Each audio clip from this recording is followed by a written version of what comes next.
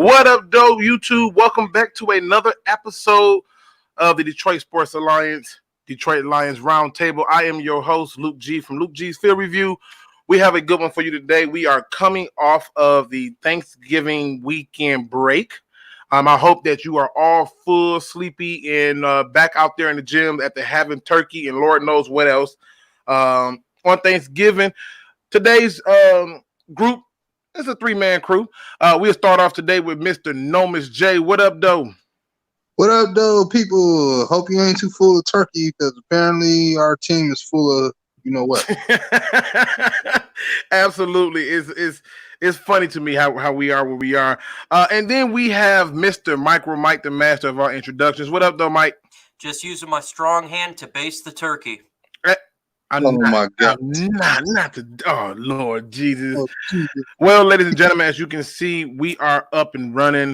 It has been a long week. I know that there is not much to talk about with these Detroit Lions, but this is for the diehards, okay?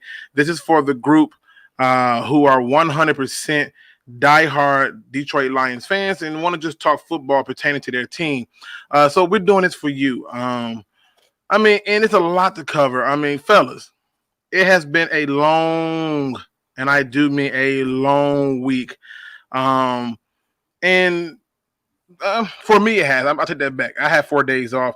But let's Mike, tell me, man, how was that weekend, bro? It sucked. I did not have power. I was not connected, so I had to stay at a hotel and eat the turkey there. So other than that, man, it sucked. Yeah. Okay. Yeah. I can see that. Nomis, how was that weekend, man? Man, it's unusually good. It's for some reason this year. Usually I have a very still Thanksgiving time, except for 2016. But other than that, it was unusually good. Got to hang out with. I finally met Man Beast Morris in person. We were hanging out at another DV member, Dante's house. We chilled out there, man, for the weekend, and it was great. Okay, all right. Hey, Mike, can you get that roll call for me? Absolutely. What is going on, your local predator? That's a horrible name. What's good, Risky Football Talk? Gavin Carson, Abdul Terrell, D. Williams, James, Holyfield, The General View, Detroit Drew, and Keurig. What up, though, and welcome to the DSA, the Roundtable, where you get all your things Detroit Lions. And what up, though, Bruce Holmes, Book Spray, and D'Anthony Goodwin. Yeah, absolutely. Also, make sure you hit those like buttons. Like I said, it's going to be a slow move. I know people are frustrated. You are not alone, as I was saying. I'm not talking about Michael Jackson. So let's get into it, man. Right to the point. Mike, how did you deal with this Lions loss over this weekend, man? I had extra gravy and turkey, and it really felt good. It felt good in my belly. Well, look, folks, I'm not looking at this for wins and losses anymore. The season's over with. I wanted to see the progressions of the young players, and what we got to see was David Blah. I was really, really excited to see this young man out there, very poised in the pocket, good footwork, doing his reads and throwing to the open receiver. I absolutely like that. I love seeing what Bo Scarborough did in the backfield, bulldozing people over. And, of course, I did not like the score, but it is what it is, and it is nice to see those young guys out there. Yeah, absolutely. And the way I dealt with it was I watched other people's teams, and I started just saying to myself, okay, let me see, am I going crazy and comparing my notes based on what I saw with our team to the other teams who were winning. And then I swiftly got upset because I realized that there were teams who were worse than us with the same record, and it just – it burned up. So what I ended up having to do was I ended up having to do a bunch of yard work and other things just to ignore the noise of it. D. Anthony Goodwin, what up, though? Welcome to the show. Bruce Holmes, welcome to the show. Nomis, so you said everything was good on your end in terms of this weekend, huh? Yeah, pretty much. Okay. Well, let's talk some football, people. So Matt Patricia comes out. And he says that he did not place Matthew Stafford on injured reserve because and I quote, it was out of respect for the quarterback. Nomis, what are your thoughts on that belief? I mean, he does not put him on injury reserve out of respect for Matthew Stafford. Yes. Okay, I'm not gonna lie. That's a very tough statement for me to kind of decipher. But I guess why he's saying what he's saying is because the fact of the matter is, I guess he feels it. They have this little increment about like, okay, everybody still has a job to do. I'm not saying Stafford's going to be well enough to play near the end of the year because he shouldn't, no matter what they say, the doctors say. But at the end of the day, they probably not want to put him on IR due to the fact of the matter that there's a possibility he can return. They don't want to make it seem like his season's over for him. It could be that. I'm not really sure. That's just to me, it's just an odd statement. Maybe not for everybody else, but just to me. I just don't think they want to simply put him on IR when they don't necessarily need him there. Maybe they want to keep that for other players. Who knows? Okay. Now, ladies and gentlemen, Mr. Detroit Drew has joined us. What up, though, Detroit Drew? Hey, I just wanted to have a little bit of a streamception, if you would call it, man. Uh-oh. See what's going on over here. The Pistons just hit halftime. We're live over there. We're live over here. We got a multitask. Absolutely, yeah. We do got a multitask. If you're not aware, Mr. Detroit Drew is streaming the Detroit Pistons game. I think you're just doing audio though, right? You can't actually put the video up without getting knocked, right? Right. So basically, what's going on over there right now for the guys who have not seen it, MicroMike did something very similar. You have the TV on, so you guys can hear George Blaha and Greg Kelser talk about the Pistons.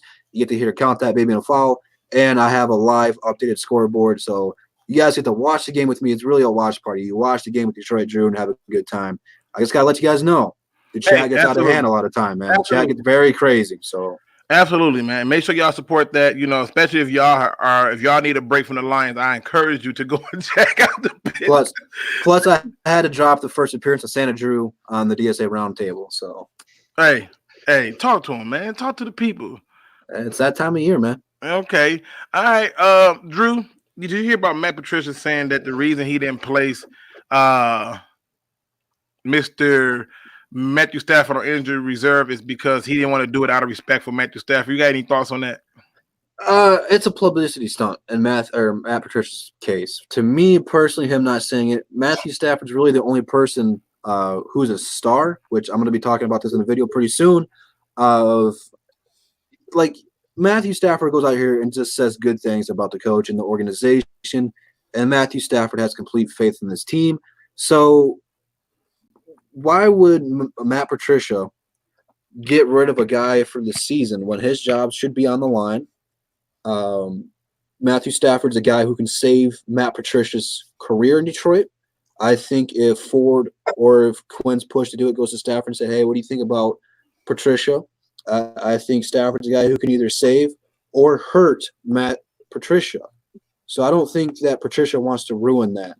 I think that's really the only reason he's not been put on IR so far. Because you've seen Driscoll get hurt, instantly put on IR. You've seen what a hamstring. TJ Hawkinson. Yeah, you've seen TJ get hurt. I thought he broke his leg when I seen it, but I knew he was hurt. But he instantly got put on IR. They're just toying with Matthew Stafford because it's just a repetition. It's a political thing, really, when it comes down to it. All right. I mean, Mike, what are your thoughts on this? I mean, I decided to read in between the lines of what Pat Patricia said. So when he said out of respect, I think this is more of factors of Nomis leaving the chat quickly. Number one. Number two. Number two is the fact that Matt Stafford can help out David Blau on the field and doing his reads and kind of helping him out as a veteran, understanding the playbook, what to look for. I think that's a case there, as well as butts and seats. Matthew Stafford puts butts in seats, and it gives the fans a little bit of hope, suggesting that he possibly could come back. But at the end of the day, I do not believe Matt Stafford's coming back, and Pat Patricia is simply doing it for those factors, as well as what Detroit Drew said when it comes to trying to save his job a little bit. Now, DeAnthony Goodwin says, what is TJ Hawkins' injury? It is an ankle injury. They have not really given out some serious details about it, but he really got that ankle twisted and flexed. If you want, I can post later for you a picture of him basically getting that ankle rolled over on. So here's my thoughts on what's happening with this statement, people.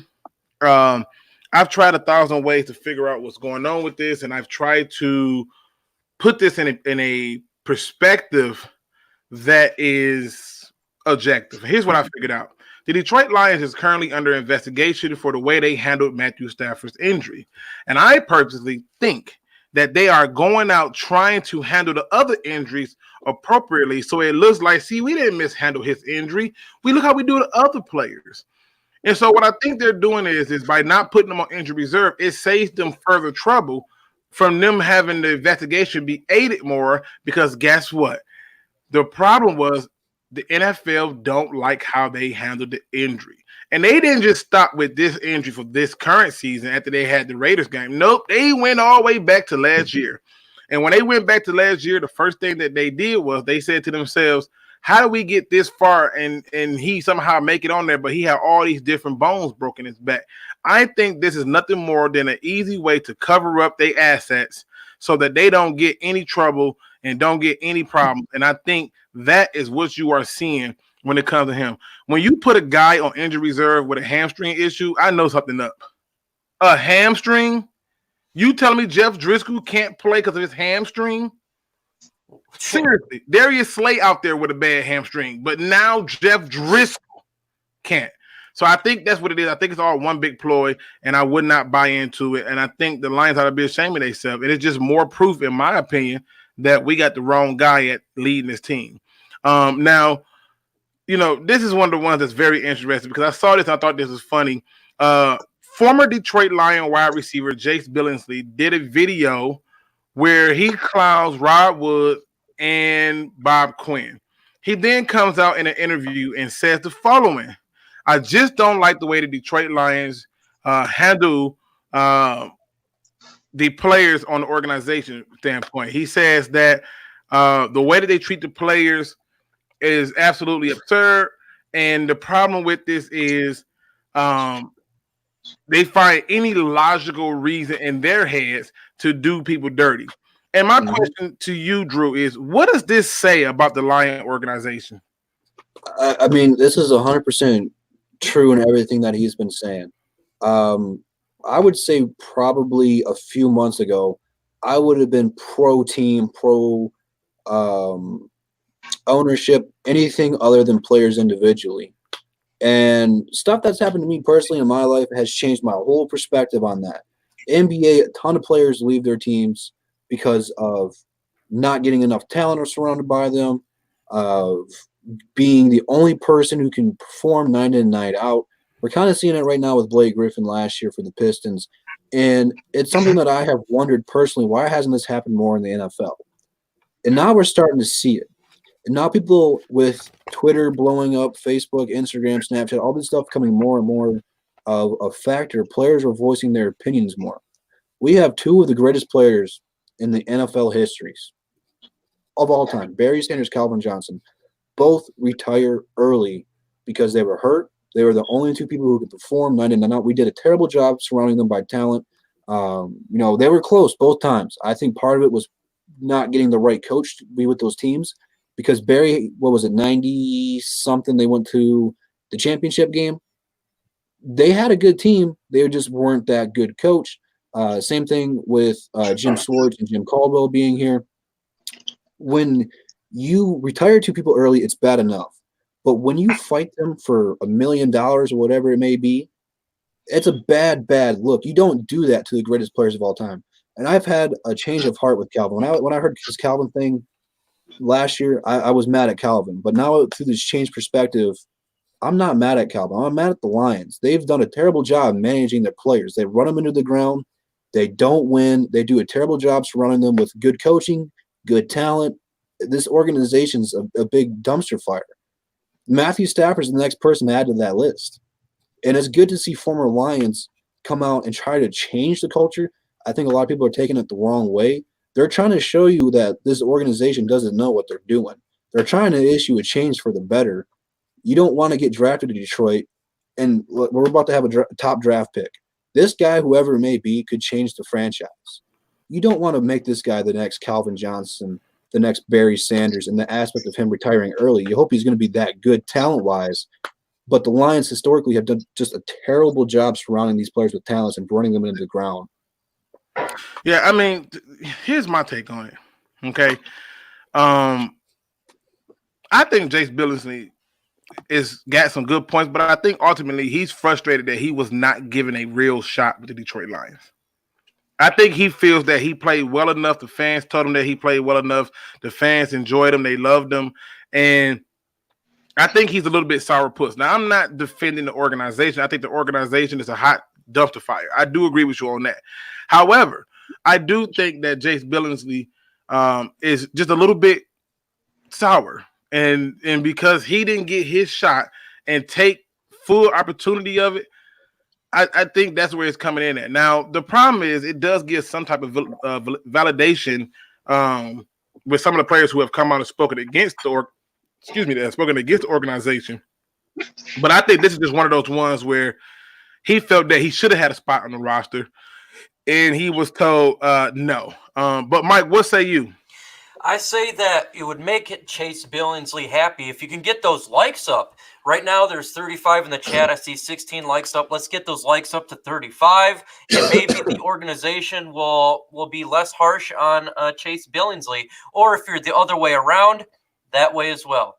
But when it comes to this situation, look, when they try to install the Patriot way into Detroit, there's one factor that is required to do that, to be a cutthroat mentality organization. You have to get wins. If you start being a prick all the time and start being cutthroat and you're getting L's, not a whole lot of people's going to like it. When you're Bill Belichick and you're getting wins, you can be a little more cutthroat and more business organizational in that stance. But right now we're getting losses. And so it's putting in the mind of these players, we're getting treated like an a-hole, and all we do is lose. So how are we going to get in the right direction? It's mismanaging talent. So if we were winning, it would be different. But right now we're losing, and it is a sour note on the organization as a whole. It really is. It's not just Chase. We've seen that again with Calvin Johnson. We've seen it with Stephen Tulloch when he did that Twitter feed. There's a lot of disorganization, and to solve this issue, for this issue to go away, the Lions got to start getting wins. Yeah, but don't you think that like the General Review, aka JGB, if you have not subscribed to his channel, please do so. Don't you think he make a good point though, that he just trying to do this for publicity though, like for his music career? I mean, because I didn't, I wouldn't. First of all, the song was horrible. The video was interesting. The song was horrible. 1 minute he a rapper, next minute he a country singer. I don't know what's going on with him. Well, don't you think he's doing this for publicity? Real quick, because the game came back on, I'm gonna have to split. I'm gonna give my final thoughts. Go ahead. Yeah, it's probably a publicity stunt. I mean, it's smart. It's a smart career decision. Why not try to make something that happened to you personal? Nice dunk by Bruce Brown for people in my chat. But you have to look at what happened this year. We just traded a player away. We signed to an extension that we made, and now who's playing very well for Seattle. And I think Seattle's got a very good shot of being really, really, really, really, really good in the playoffs. We gave him Ziggy. Ziggy's still injury riddled, but he's playing pretty good in Seattle. We have seen it over the years of players leaving Detroit. I hate keeping using Seattle players for example, but when Cliff Averill went to Seattle, he got a ring over there. And it looks like Quandre Diggs and Ziggy are well on their way. I'm not saying they're going to win it this year. I'm rooting for Seattle to win it. But when you keep trading players who are respected in locker rooms, this year it was Diggs, last year it was Tate. It's just a slap into the face to the people who have come into your organization to try to change the culture. Golden Tate was a good guy for the locker room. He was a good guy for the fans. He did a lot of stuff for the community. Everyone in Detroit loved him. And, he celebrated a lot during the games, but he took them serious. I mean, he put the work in. You'd say what you want about Golden Tate. He's a good guy. He puts the work in. He works his butt off. But at the end of the day, the Pistons yikes, I'm multitasking here. The Lions didn't want him. The Lions didn't want him. It's a Matt Patricia thing. He's not a Matt Patricia guy. So why would you want to come to an organization where they're not going to use you the right way? You heard Golden Tate, not Golden Tate. Yikes. I wish I could talk. You heard Darius Slay of them saying you're not putting the guys in the right position to succeed. It's a problem. Why would you want to come here and play when you know you're not going to be used the right way? When you know that you could be traded at any given moment, no matter if you just resigned, no matter if they just made you a captain. I mean, Quandre didn't really have a whole lot of high expectations coming in Detroit. He worked his way up to getting that extension and getting that captain. And then they just traded him away like he was garbage. It just, to me, yeah, it's a publicity stunt for this dude. Because to be honest with you, I didn't even know who he was. But, I mean, his points are accurate. I mean, it's a very good point. Very good publicity stunt to him. I give kudos to him. But he's 100% right, man. Okay, all right. And if you have not paid attention, Detroit Drew is literally on here doing this and still doing the Detroit Pistons live stream. So if you want to see some basketball, go over there and check them out, man. Appreciate you for coming on, Drew. All right. Go ahead, hold it down, man. I'll be back on if the game ends up, if you guys are still on, but no promises. You guys have a good night, man. Man, you too. Good, man. All right, and let me ask you this, Nomis. I mean, what are your thoughts? You think Jace Billingsley got a good point about the organization and what they doing? It's everybody kind of right about it, including the part with General Review saying that he wanted publicity for the video. My thing is this, man. You heard several players, whether they were Pro Bowl players that played for us or guys who were like mid to average players, leave this organization and call them out. It wasn't just Dominican Sue. Nick Fairley said something about him. DeAndre Levy was talking. Remember, he was talking about CTE, and people and the whole fan base will stump him. And then you found out something about what the owner did. You know what she tried to do, and that caused us like, wait, what the heck? And this is how they do, man. The Lions organization has done this for a long time. They always, what's up, top tier?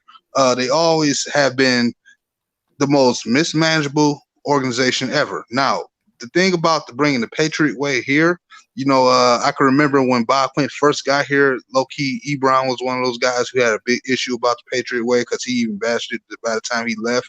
But the thing is, they have to, the system still has to get installed. That's the only thing I will say. But at the end of the day, I can't disagree with them. You know what I'm saying? All your top-notch players have left organizations and had to set some bad to say. It's only a couple people that really say something positive about the organization. That's like Golden Tate and Nate Burleson. Who else has really stepped Stephen Tullett? Yeah, Stephen Tullett. But he's been in the middle because he criticized the coaching staff more so, which I can't blame him. But at the end of the day, it's everybody's right. The organization don't know how to treat people, man. And you know what I'm saying? You even had, remember, a report came out last year about two executive guys who worked in like a technology department or something like that for him. Bob Quinn comes and fires them, and they're saying like it was a racist claim or something made against you. Even hearing stuff like that now. And, yeah, I mean, I think you hit on some very good points. And I think that at the end of the day, like I said, I think it's more of a publicity stunt but he could be telling the truth. It's just the timing of it is so bad. It's so bad. It's a combination of both because he was here for a few years. Remember, he was here for at least 3 preseason seasons or something like that. So he got to know a lot of veterans and probably got a chance to hear what they had to say, and then saw it for himself. You know what I'm saying? And honestly, he should have got opportunity. Now, JT Sports, man, shout out to JT Sports. If you have not subscribed to JT Sports, please do so. This man will cover every NFL team. And then some. He covers college. I mean, he's covering it all. And he makes a point that it's the absolute truth. It said the Lions need to stop trying to be the Patriots and establish their own culture. The Patriot way only works if you win. Exactly. They've winning, so whatever they say, go. People take pay cuts to go there. You got Antonio Brown going through an emotional roller coaster. He's literally went through all the stages of grief. One moment he happy, sad. He don't know what the hell he doing. So it's about that point. But here's the thing. Let's wrap it up a little bit and twist some gears because it's clear that the Lions may be keeping our head coach. And if that is the case, then going forward, I would not refer to his name unless he showed me he knows how to coach. But if we're keeping him, we are most certainly going to do what I thought we was going to do, which is use the scapegoat, i.e. Paulie P. And if Paulie P gets the X, which I believe he will, Mike, who do you want to be that next defensive coordinator? Paulie P has got to go pepperoni. There is a couple of options out there, and Ron Rivera actually just got terminated today. I'm not sure if he'd be willing to take a defensive coordinator job. I'm sure he's going to get head coaching opportunities, but I would look at him definitely. He spots and sports a great defense, even before he was the head coach. And so I think he would be an individual I would look at, as well as your guy, Mr. Rex Ryan. He did great as a defensive coordinator for the Baltimore Ravens. I think that would be an individual I would look at. I know the 49ers have a defensive coordinator that's done very well as well. But again, I think he probably want to get a head coaching job. I would simply put it this way. Do not hire your friends. Do not hire simply because you know someone. Hire the best man for the job and a guy who brings scary ass defense to the NFL. That's what I want. I don't want a friend. Dan Quinn as well, like Risky says, there is folks out there that can bring a heavy D, because Pat Matricia, this if Pascaloni goes, this is your last chance. Do what you did with Darrell Bevel. Find a guy that you may not know but brings excellent to their job, and that's what we need, a defensive coordinator. There's options out there. I see Bruce says Chris Richard, Ron Rivera, again, Dan Quinn, Rex Ryan. There's a lot of good defensive minds out there, and we need to get one of those on this team, not related to the Patriots. Man, like I said, I'm on board for the Rex Ryan train. But my options are based on certain factors. If you're telling me we're keeping the 3-4 defense, Rex Ryan has to be that coach, because I believe as soon as the 2 or 3, 4 games happen and Patricia lose, he'll be the next one up for head coaching position. Plus, I believe he'll be able to generate a defense that can be horribly amazing. Now, my second option would be Dan Quinn, the current Atlanta Falcons head coach, who is going to be fired. Because in my opinion, if you're switching over to a 4-3, who better to do that with than him? Now, Chris Richard is one of those people that I want no parts of, because that defense you see over there in Dallas is absolutely Rob Marinelli. Chris works with the defensive backs, I believe. But at the end of the day, I want no parts of him. I just don't.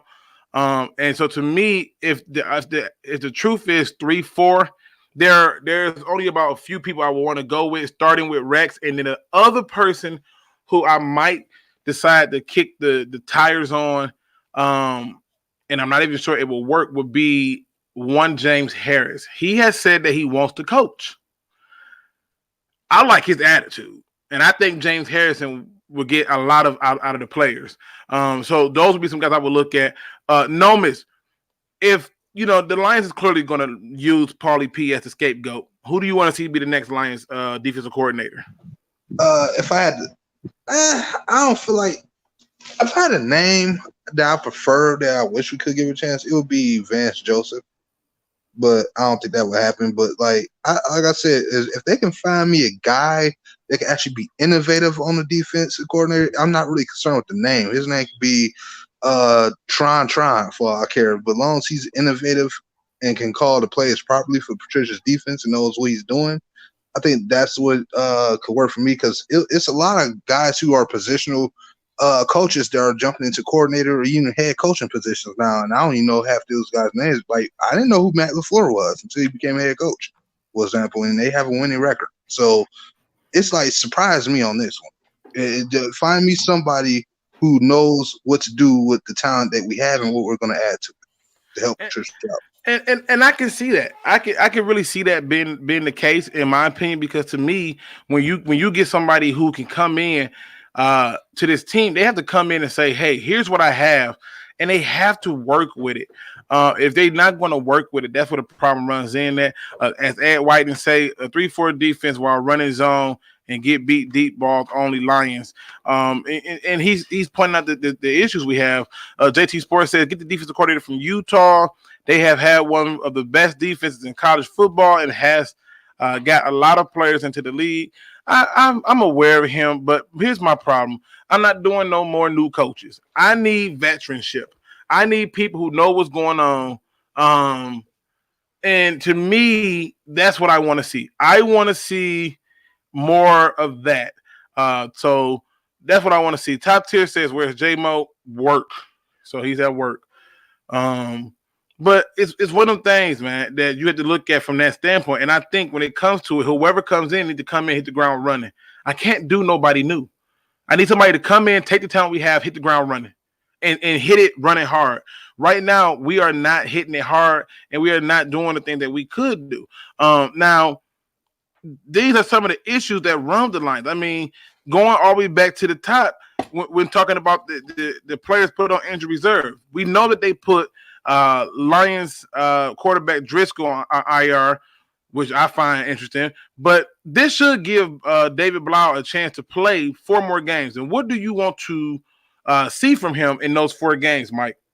Oh, man, I'm really excited to actually see him play the next 4 games. I want to see consistency. He did a fantastic job against a good defense in the Chicago Bears, but it was 1 game. So I want to see consistency throughout the next 4 games. Continue to have good feet work, continue to have good pocket awareness, continue to find the open receiver, read your progressions, and stay calm in the pocket. What he did as a rookie, what he did as an undrafted rookie with a couple days preparation, because it was a Thursday game against a really good defense, it blew my mind away. I was very happy for him. I was extremely happy to see this young guy work. I just want to see consistency continue. I don't care about wins. I don't care at this point about him when it comes to late interceptions like he did the Thursday game because it was a forced pass. I simply just want to see consistency, continue to read the pocket, continue to stay calm in the pocket. And, man, if he does that, that is a great thing going forward for this franchise. Also, it shows the greatness of Darrell Bevell and what he has been doing with these backup quarterbacks, and it just shows you how well of a coordinator he is and how well he can help these quarterbacks out. But, yeah, consistency. All right, Nomis, I mean, what are your thoughts? I mean, clearly, David Blau is going to get his shot. What are your personal thoughts, or what do you expect to see out of him, or what do you want to see out of him? I want to see him. It's not that I need him to throw or even play as well as Jeff Driscoll played in his first couple games, because he is still a raw, young, undrafted free agent. Jeff Driscoll is obviously he's a veteran, more of a scheme fit, if you want to say, for Darrell Bevell's offense. But what this kid showed was a lot of poise. But now I need to see how you act on the road. See, that was the difference between him and Driscoll. Driscoll had his first game coming out of nowhere on the road. I need to see how you're going against the road against another tough divisional rival in Minnesota. And you know what I'm saying? And that's kind of what I want to see him do. I'm not expecting him to play spectacular. I think he actually played great on the cover, but as long as he can be competitive and show poise and continue to show poise and do the simple decisions that need to be made, he's more than fine with me. I think this year, people may not feel like this is a very unbelievable talented quarterback tandem we seem to have behind Matthew Stafford for the first time in a while. I was very impressed. I've seen guys who were drafted in the 3rd round for years for other teams who come out and overthrow a wide open receiver, yet he caught it on. But I thought we had a problem with the backup quarterback position, and that we needed to make an investment in the backup quarterback position, even though majority of the league does not. I thought we had a problem. See, this is what's funny. This is what's funny to me, Nomis. This is what's funny to me when it comes to the quarterback position, the backup quarterback position. People will tell you that, they need to go out and address the quarterback position and spend $14, $15 million on that quarterback. But what they won't say is they're only saying that because they don't know the names of the people on the teams. They're not watching the film on the people of the teams. When the Lions traded for him, and I can't remember what video it is, but I'll go back and find it. The first thing I said is, if you watch that game against the Cleveland Browns, he played really well. Yeah, he played really well. And in my opinion, I don't want to see him for the last 4 games. I don't even want him out there. Let him sit and continue to develop. I don't want him out there. My nerves are absolutely horrified to have him out there, because I think we put people out there way too soon, way too early, and to do what? For them to come up short and get destroy and no protection. I don't want him out there because guess what's going to happen?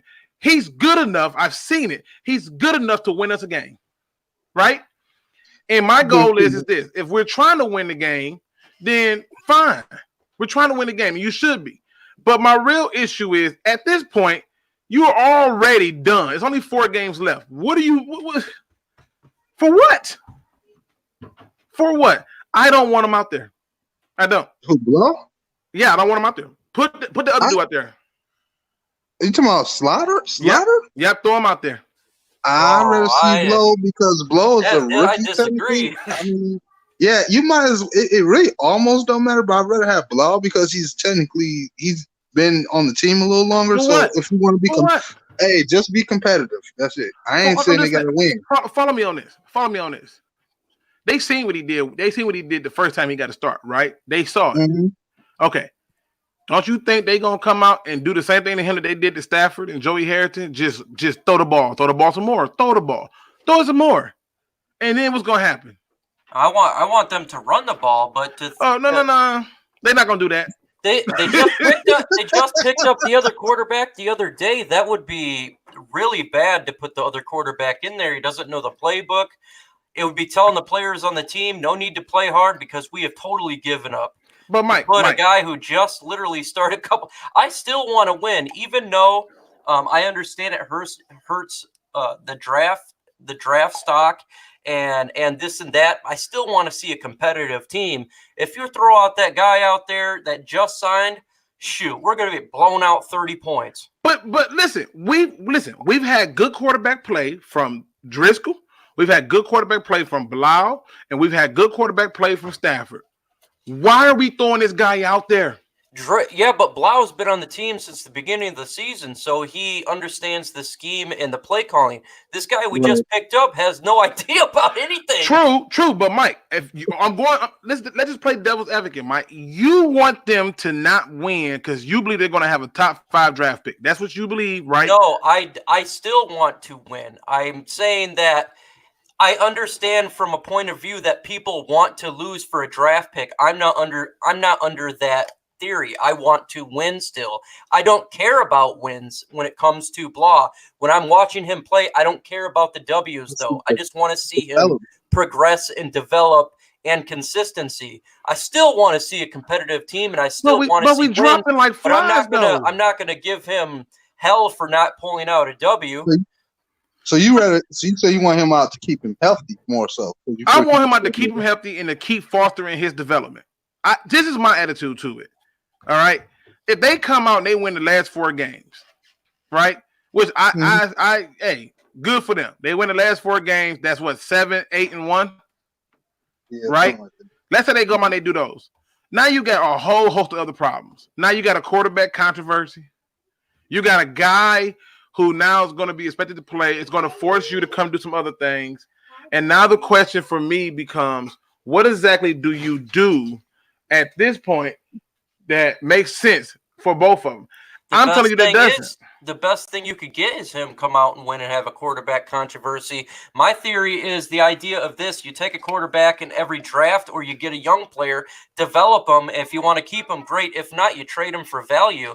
That is what the Patriots always do with their quarterbacks. If you've seen what they did when they had Garoppolo, they did the same thing with the quarterback that we had back up last year. I mean, that's always a good thing for sure. I want to see good quarterback play because you can use that as capital. See, I don't want people to think that I'm saying this because I want the Lions to tank. I believe tanking is a loser's mentality. I'm worried about them destroying the product, putting them out there too early. He's gotten some playing time in preseason with the Cleveland Browns. He got his first taste of full stardom on Thanksgiving Day. At this point, don't put him back out there.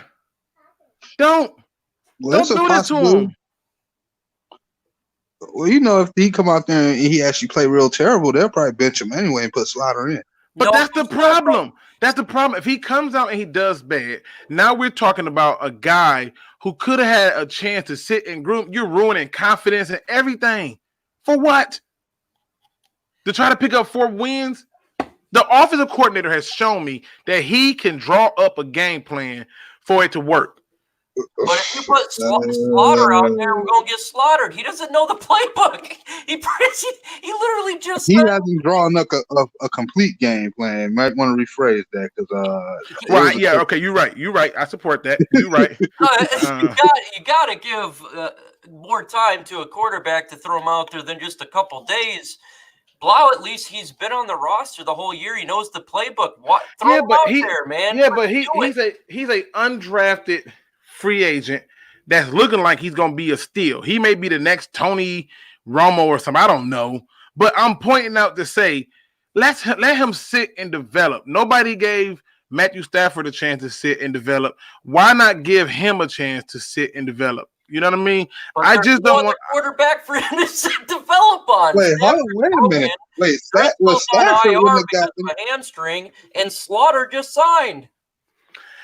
I get what you're saying, fellas. I just want to put my 13 cents in the ring and just tell it, because when I look at these next 4 games, just the next 4 games. I mean, don't even put no focus on nothing else but the next 4 games, right? Mm-hmm. The Vikings. First of all, I don't even want to talk about that. That right there makes my blood boil, because I'm like, you're gonna put him out there.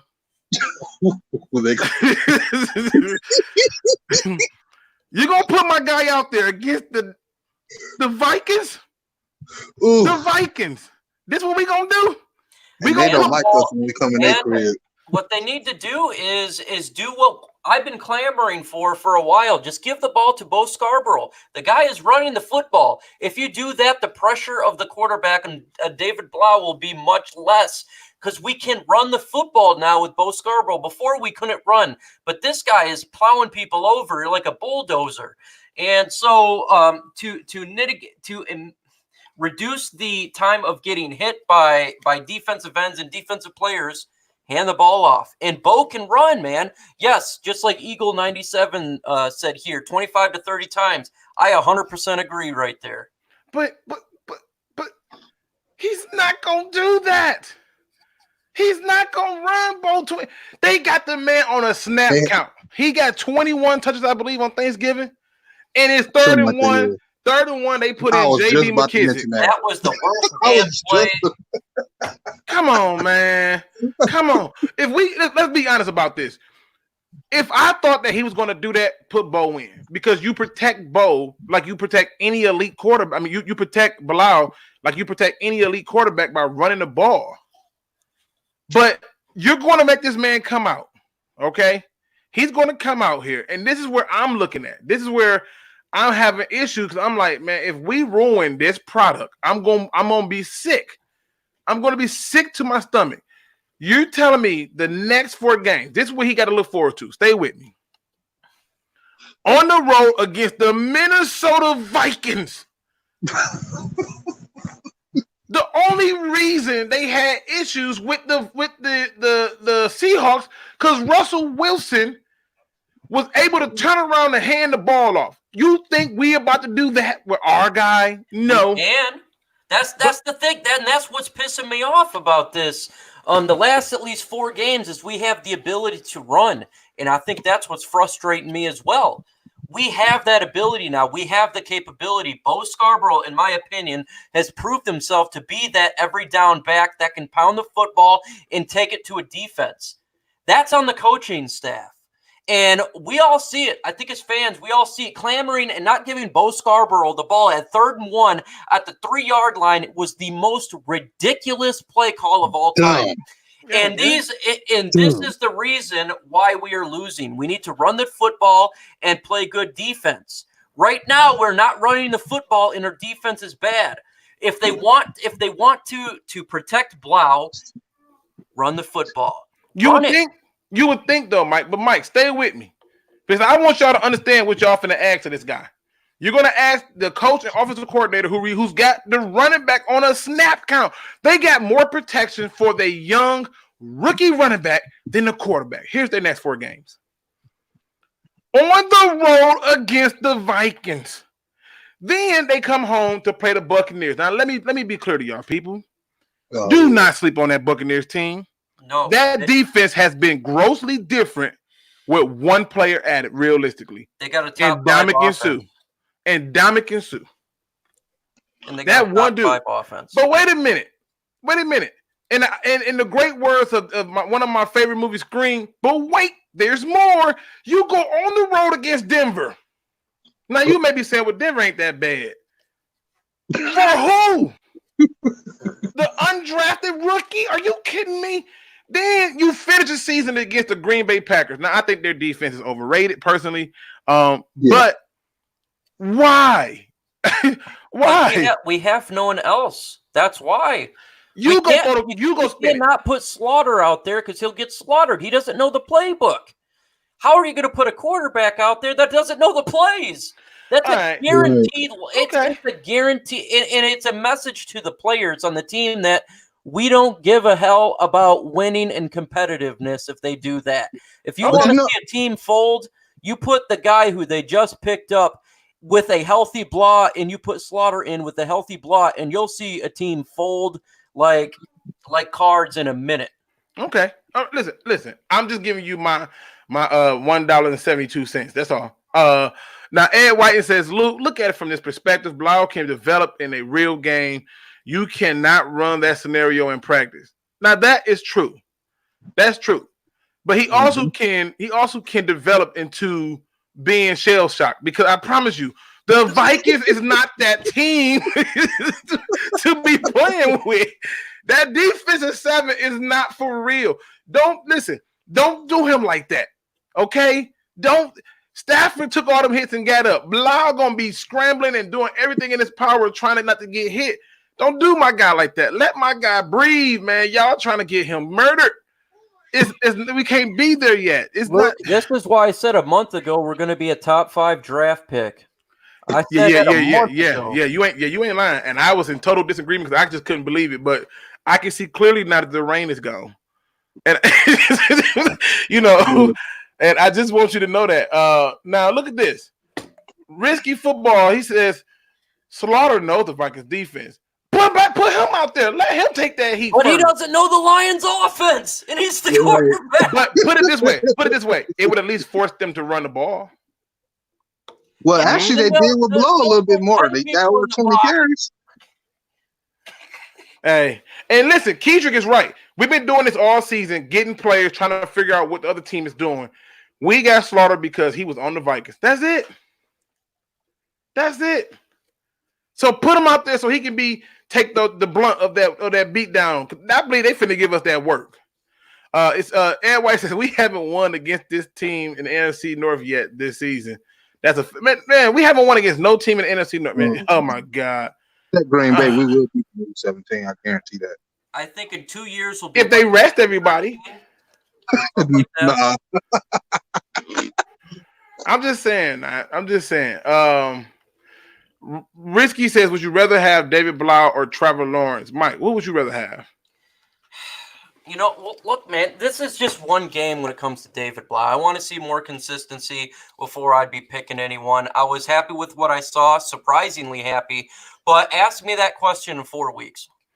Okay, let's switch gears a little bit, man, because like I said, we at a standstill. I get it. I don't want nobody to think I'm crazy, but God, y'all don't understand. It's just that's not the team I want this man to go up against. Hey, that's what I don't want football, that life. It gotta be men in football, man. Yeah, you can listen. It's a lot of men that came into football that turned into something else. I'm just pointing this out. You put them out there and let them. Man, they sacked Matthew Stafford one time. 6 times a game? 6 times. 10 times in that one game last year. 10 times?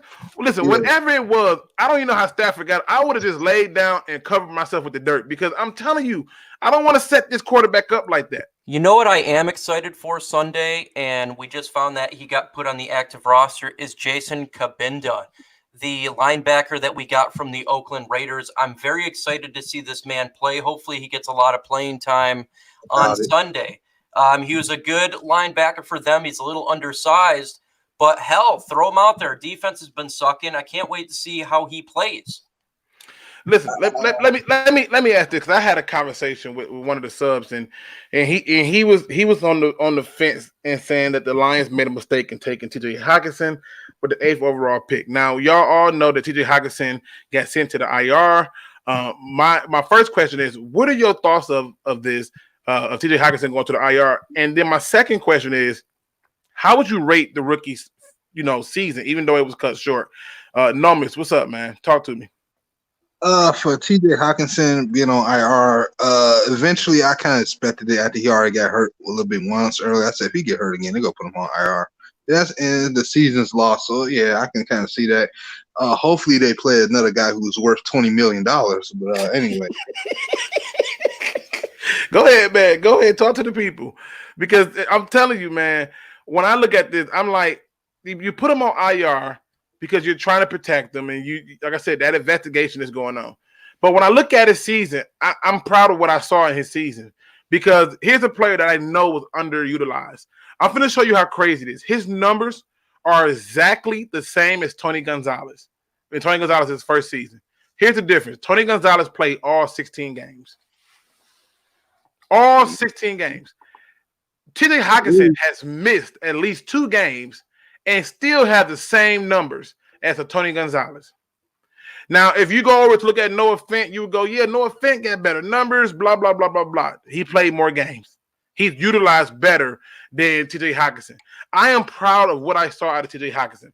One reason is because, in my opinion, TJ Hawkinson showed me what he could be. It's not his fault that we don't know how to utilize our weapons, and we don't know how to run our offense through the tight ends.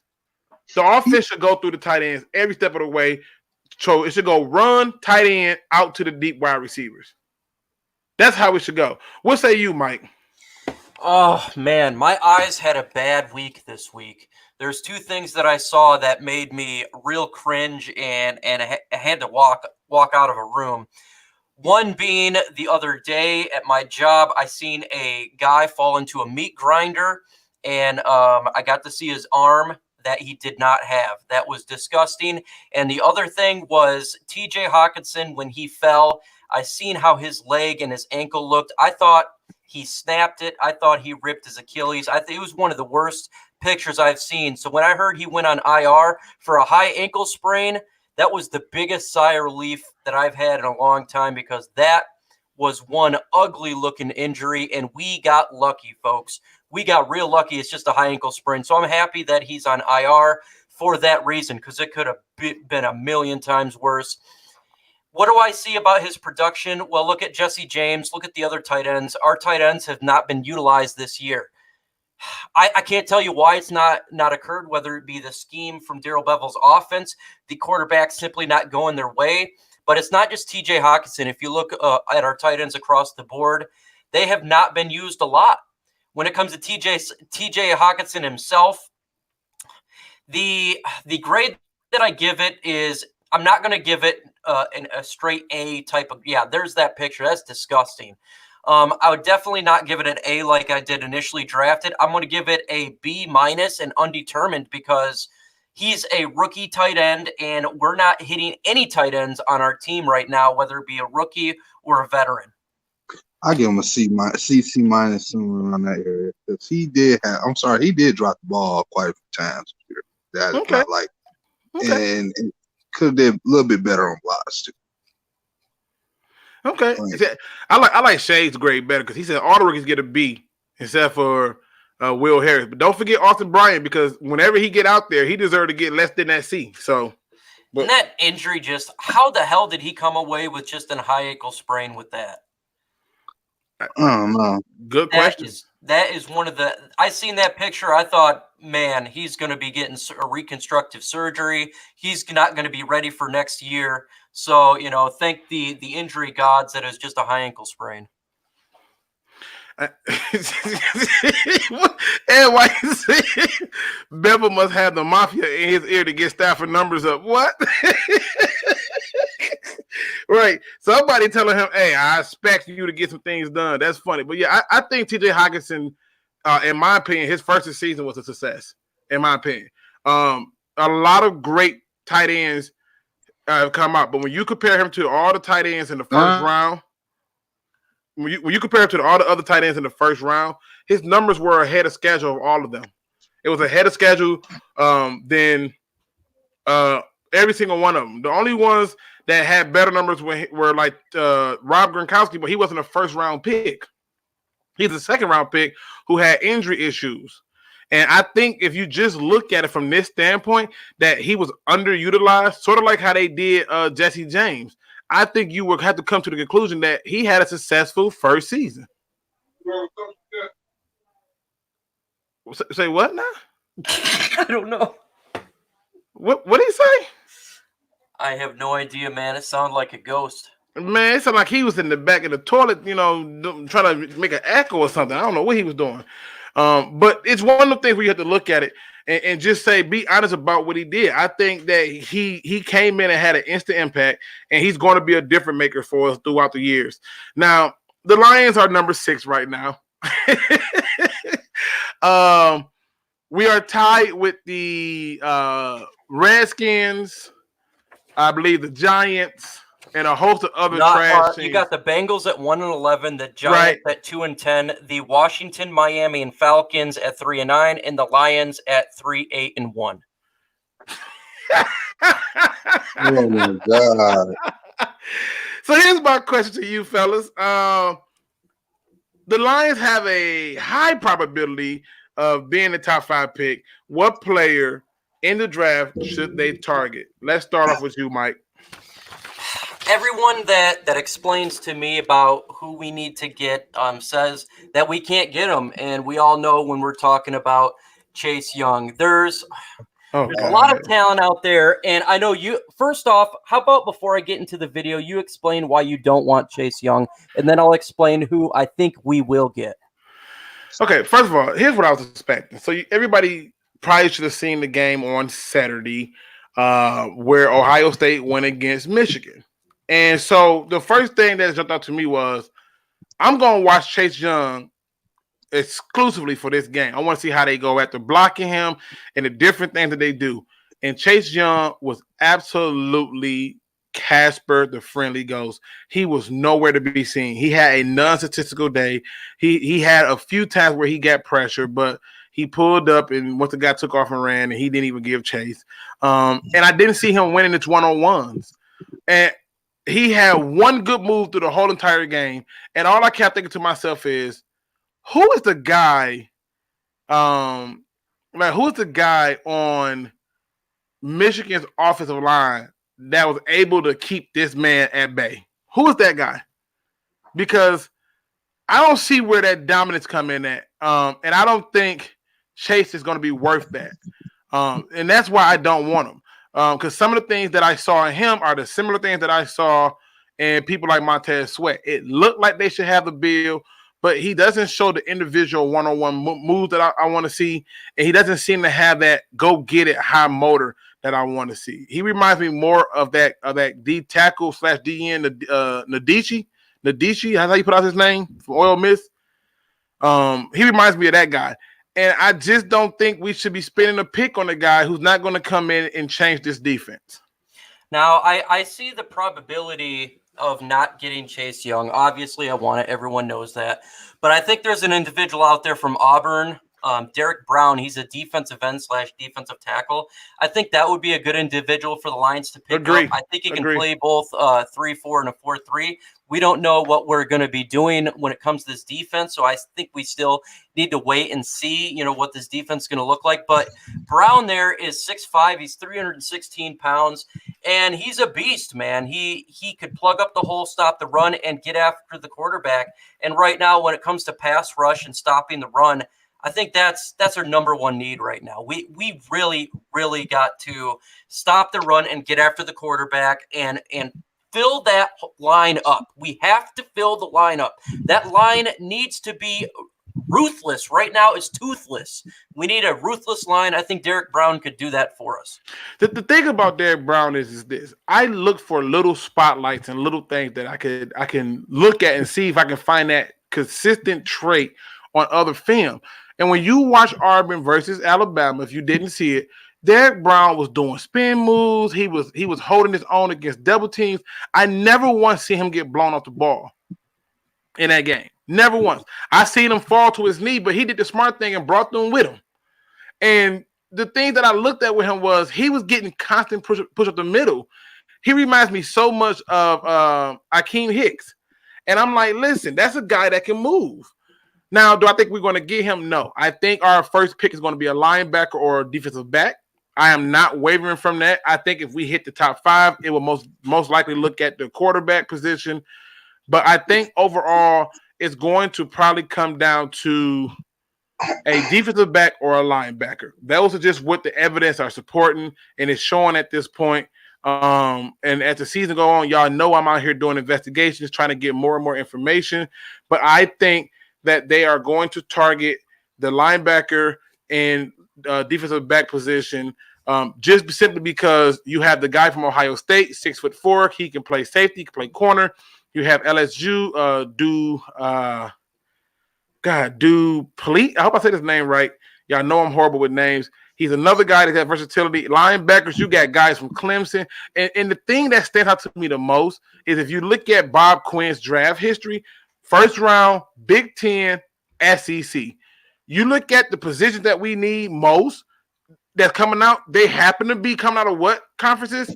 Big Ten, SEC. And there's another individual, too, I think would be a logical spot. Now, he's a defensive end from Iowa. His name's A.J. Epinesa. He's 6'5", 277 pounds. He can get after the quarterback as well. I think he can play in the 3-4 and the 4-3 as well. Oh, Dale, please.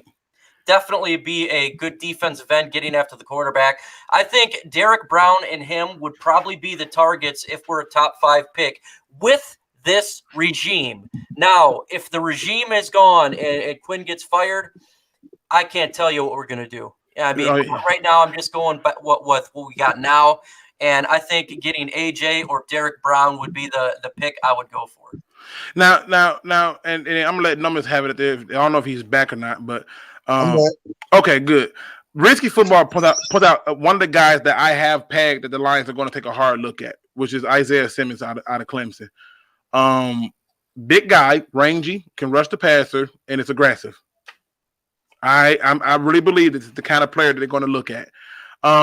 And he also corrected me on the name because everybody needs to help me. It's Grant Del Pitt. I hope I said that right. It said I like the Oklahoma wide receiver too.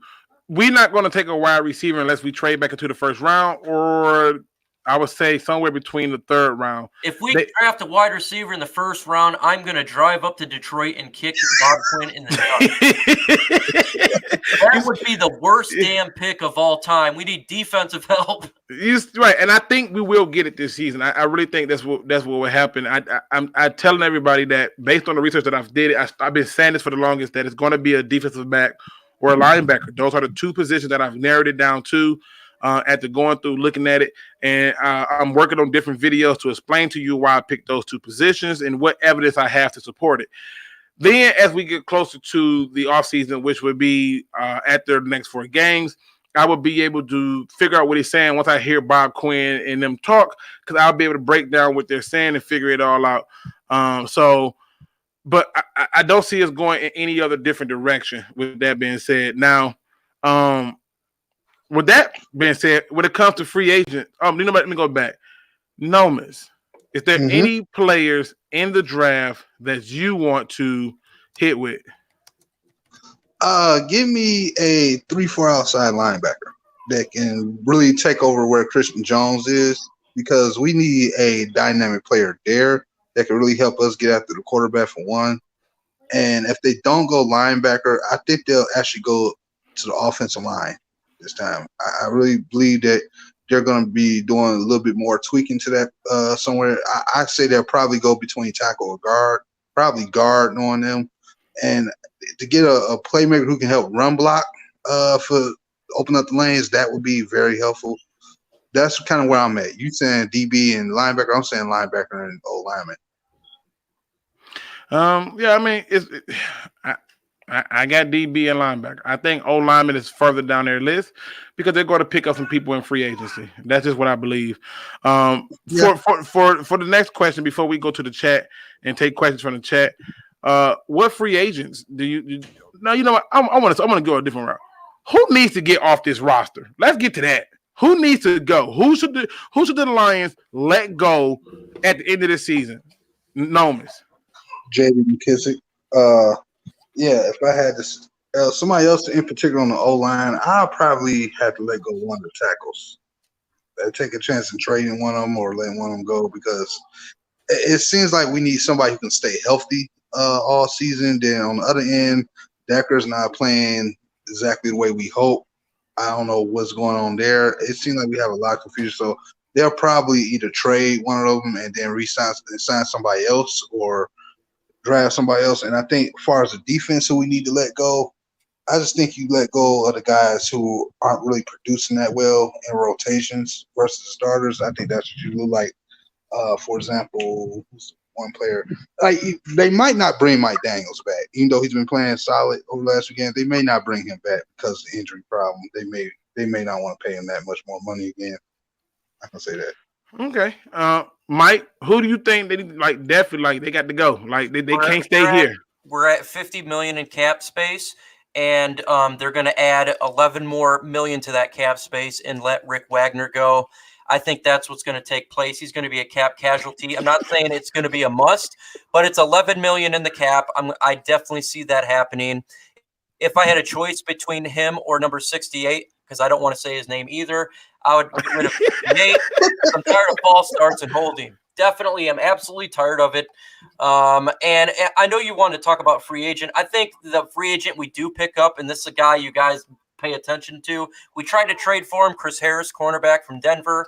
I see us going after him because we attempted to trade for him, and I see the Lions are going to move away from Darius Slay via trade this offseason. Okay, I see a lot of the names that are shared there. Mike Daniels is the guy I want gone. Rick Wagner, I think if he's gone, believe it or not, I believe if Rick Wagner is one of the guys gone, then that definitely means that Taylor Decker stays because he'll probably get moved to right tackle. I also want to see Rashawn Melvin gone because I believe that he's a one-trick pony. If you're not playing, if you're not playing man coverage, yeah, that's where the issues come in at. Slay, I at this point, I don't know if I want to see him gone because what are you going to get for him? You missed your opportunity when you had a chance to trade him by saying you wanted 2 first-round picks. Like he was 25 years old and playing in the midst of his prime like Jalen Ramsey. Oh, wait, he's not Jalen Ramsey. He's actually staying hurt, and he's talking about the organization. Yeah, 2 first-round picks, my butt. So, that move was dumb. And the biggest person I want to see gone is the head coach. I mean, because if he's gone, they forced, and it's the truth, people. I gave the head coach the benefit of the doubt for the first 4 games only because I just said to myself, he was forced to keep JBC, and I thought, okay, that's a load of BS. But outside of that, I just want those people gone. In terms of free agency, I want them to just go all offensive line. Just sell out, get the biggest, nastiest offensive line you can find, and roll with it. That would be my guess. Now, ladies and gentlemen, this is your time to ask us, the panel, any questions you have, and we will answer them. No matter what it is. You want to know what I ate for Thanksgiving. You want to know is the earth flat or round? I have your answers today. And if I don't, I'll research and see what I can find. The earth is a cube, guys. We all know that. I mean, absolutely, right? I mean, what else could it be? Totally. Before questions get into there, I want to ask you a question. With Matthew Stafford being down, is that the reason why our record is down? No. And it's an insult. It's an insult to people who defend Matthew Stafford, and it's a shock to those who hate him. We have people who are riding the fence. One moment, oh, we can't win because of Matthew Stafford. Now he's out. Oh, we ain't winning no games because Stafford ain't in the game. Which one is it? Which one is it? Is it because Us Stafford, we can't win or not. And this is what I try to explain to people. It comes down to the number one key factor, coaching. If coaching is there, everything else follows suit. That's what it is. It's all boiling down to coaching. And this whole idea that, oh, we're not winning because of Matthew Stafford, it's got to be a joke.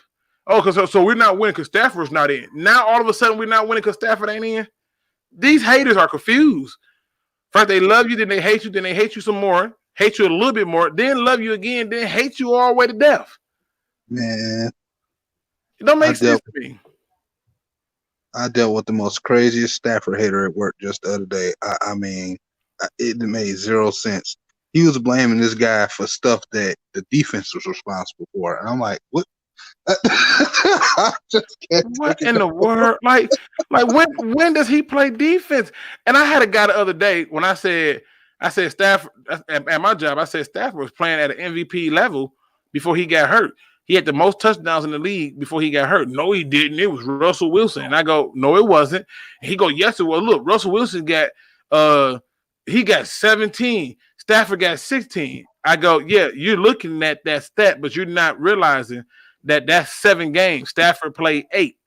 Now, yeah. Keurig has got a good question for you there, Luke. He says, do you think that Ron Boat Riviera will come back to his DC days and come to the Lions as a defensive coordinator? Nope. Matt Patricia won a 3-4.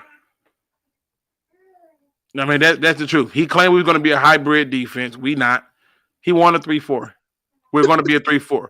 There were so many Lions fans before I came on YouTube who I would talk to on a regular basis who said to me repeatedly, man, we need a 3-4 defense. That's the best defense. Well, now we have it, ladies and gentlemen. You still want the 3-4?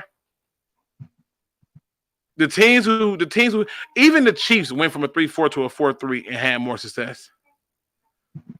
So, nope. I don't think we'll get Ron because I don't think that they will allow for him to switch the defense to a 4-3. Nope, that's not what Coach Patricia wants. Yeah. So nope. Any other questions? I'm all ears for it because I've had a really rough day, people. If y'all can only imagine. Now, here's a good question from Trayvon Taylor. Is Marvin Jones going to be with us next year? I do believe so. I definitely think that he's going to be with us next year. Our wide receiver has done a really good job. Obviously, he's getting the end of his contract, but I see no reason to get rid of him. It would just be another hole we have to fill. And honestly, our wide receivers has done a fine job this year. I don't want to see us draft a wide receiver early in this draft. And really, I don't want to see us pick up wide receivers and waste money in free agency. Just keep Marvin Jones here. I think our wide receivers have done fine. This one I love right here. Do we need to send Patricia to coaching school because he can't coach? Ooh, let me talk to you. Okay. Okay. There's a particular sub, and we have had good conversations about it, and I get it. But he believes that Matt Patricia needs at least 5 to 7 years to develop because Bill Belichick, first 5 to 7 years as a head coach, period, he wasn't all that great. His record was 6-10, 7-9, 11-5. Then I believe it was 7-9, then 5-11 with the Cleveland Browns and Bernie Kosar as the quarterback. Now, stay with me. If you can find this QB school for him to go to, please tell him to it because he needs to take him over there to JT O'Sullivan's QB school because he needs prayer. And the reason you send him over there is because this head coach is making decisions that don't make sense. It just don't. They don't make sense. Nobody can explain to me the logic of punting the ball away when you know that if by punting the ball away, the game is over. Where is the thinking behind that? So, no, he's not going to learn. He is who we thought he was, and that's just the results. And to add that fact, I want to put in some factors. I know there's people saying, well, the injury bug as well as Stafford going down. So here's just stats that I looked up today, and I thought it was very intriguing. Now, when it comes to teams that lost their starting quarterback, the Saints had Teddy Bridgewater. He went 5-0. The Panthers had Kyle Allen, who went 5-5. Jaguars, Gardner Minshew, back up 4-4. Steelers, Mason Rudolph, 5-3. Broncos, Brandon Allen, 1-0. And Chiefs, Matt Moore, 1-1. Even with backup quarterbacks, they were still getting W's. And when we talk about injuries, I wanted to see how the Lions' injuries compared up to other playoff teams. The Lions had 12 injuries, Texans 17, Kansas City 17, New Orleans 13, New England 18, Pittsburgh 12, Raiders 12, Ravens 12, Seattle 17, 49ers 17.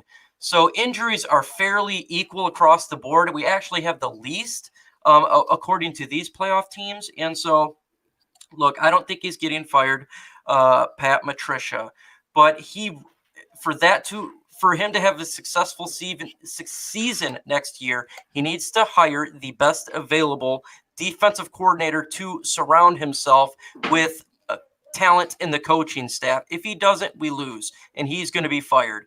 We have to do that. There should be no more excuses for waiting 5 to 10 years or another 50 years or 100 years.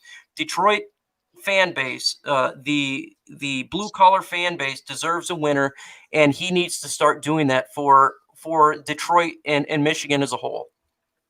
I mean, a lot of those teams though, for themselves. Go ahead, Nomis. A lot of those teams though have something that we don't though. They had most of them had some form of an established winning culture so far, and have, like, for the Chiefs, for example. You already know the Patriots can get injured up and still find ways to win. We already know that. Seahawks as well. A couple other teams, okay. But he didn't really name a lot of those teams, though. Right. Okay.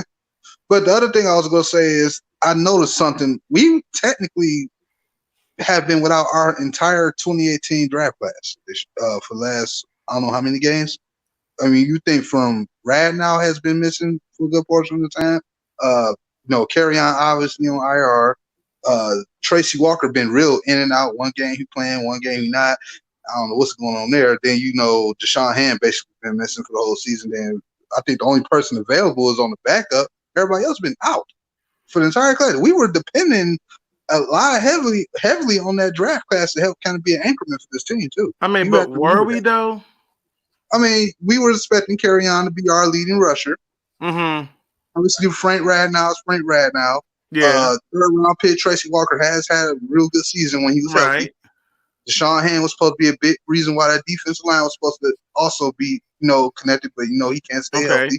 Bill Crosby is a backup, our fullback, and then who else was there? I think that's all of them, right? Yeah, but the people you named, more than half of them performed. So Carry-On didn't. Deshaun Hand was hurt. You take those two out, you know that the other one was a backup. Frank Ragnow, Tracy Walker, and the fullback perform. And I think when it comes to players, every team goes through injuries throughout the year. I just named off the playoff teams plus the Lions. What's important about a team is not just getting a couple great players. You have to have quality depth because injuries are going to occur for every team. I feel like we have actually fairly good depth, yet we're still losing. So, and the reason we're losing is not offense. It's because of the defense. Our offense is 7th in the NFL. When Stafford was a quarterback, it was 5. We only dropped 2 spots. But our defense is ranked 30 right now. And that's the reason why we're losing. Well, let's get back to some of the questions. We got Silverback Scott, number 20. He says, is this the year the Lions get it right with the first 2 picks? I think they've gotten it right in other years with the first 2 picks. We may not have liked what they did, but the Frank Ragnow pick was the right pick. I mean, he's not a bad player. TJ Hawkinson, I think, was the right pick. Jelani Tavai is the right pick. However, we have to utilize those talents, and we do not. Kedrick says, do you think we get a running back in free agency? Nomis, do we get a running back in free agency? Yes or no? Yes. Okay, I agree with you. I think we do pick up a running back in free agency. Risky Football Talk says, would you want Chris Richard to be the head coach? He would probably get Dan Quinn to be the defensive coordinator, and he knows Bevel from their time in Seattle. I like this intensity and leadership, something we need. Interesting. Here's my problem with that.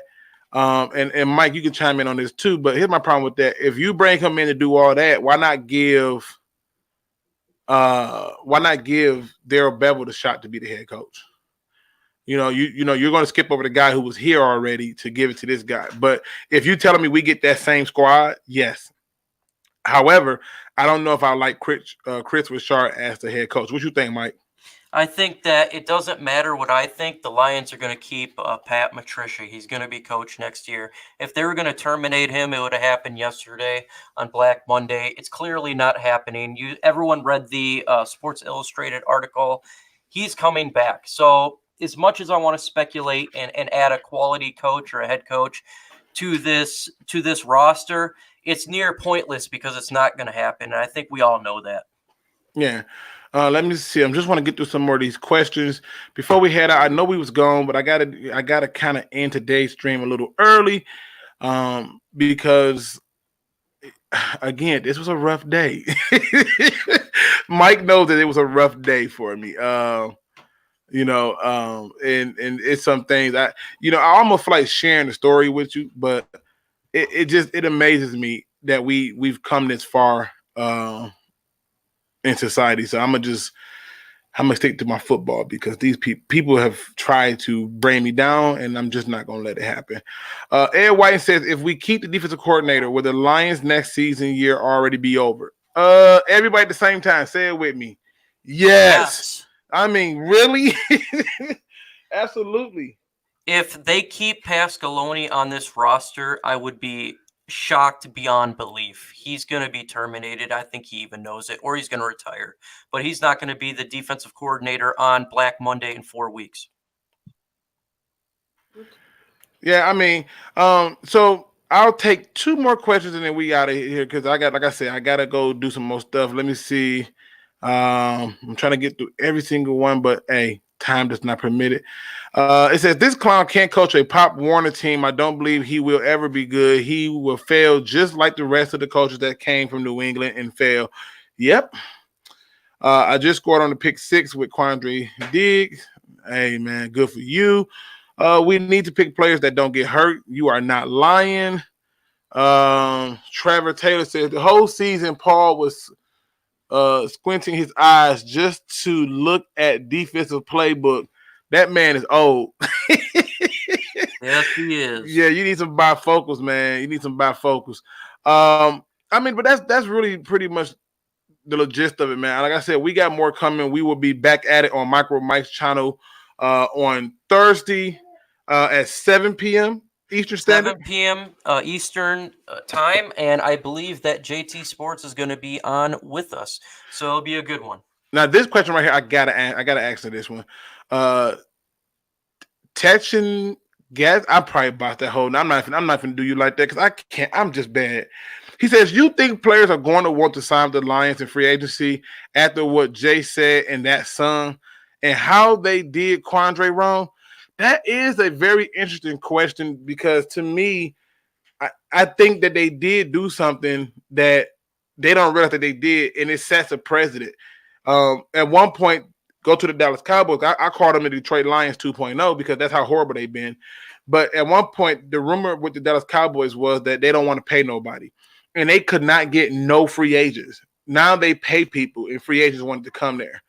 And so I think when you look at us, they're going to say, okay, we don't want to pay players, but if you come here, we're going to have to pay you. I believe that's why we overpaid for Coleman, and I believe that's why we overpaid for Flowers. However, Flowers is playing on a veterans minimum this season, and that is accredited to Bob Quinn in the contract structuring.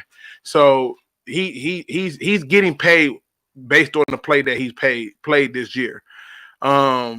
But yes, I think it is going to create some problems for us.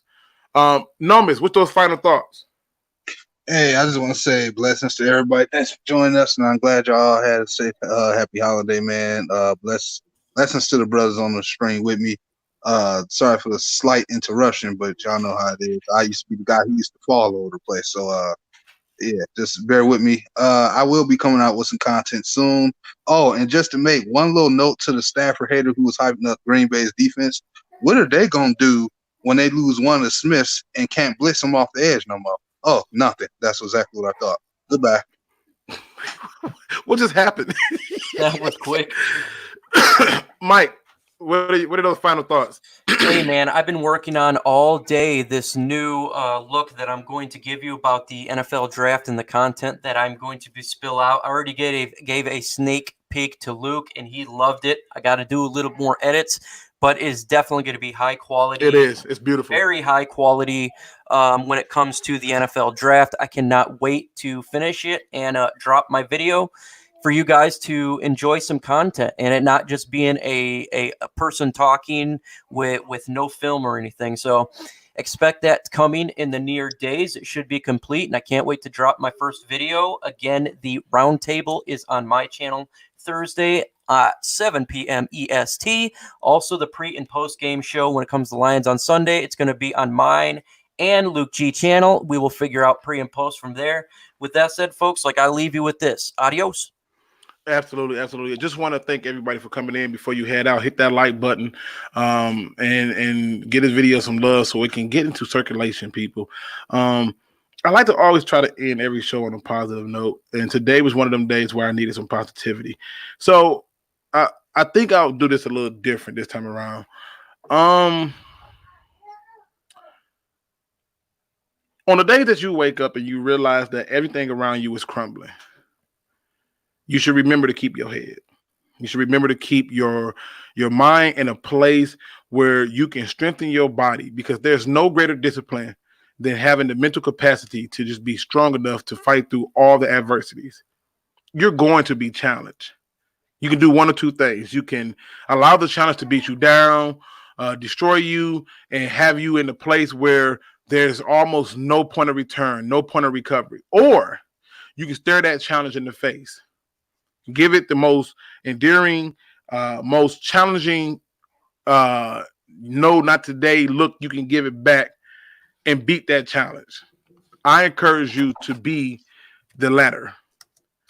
With that being said, ladies and gentlemen, don't be no chump. Please make sure you subscribe to all the members of the DSA, and please make sure that you please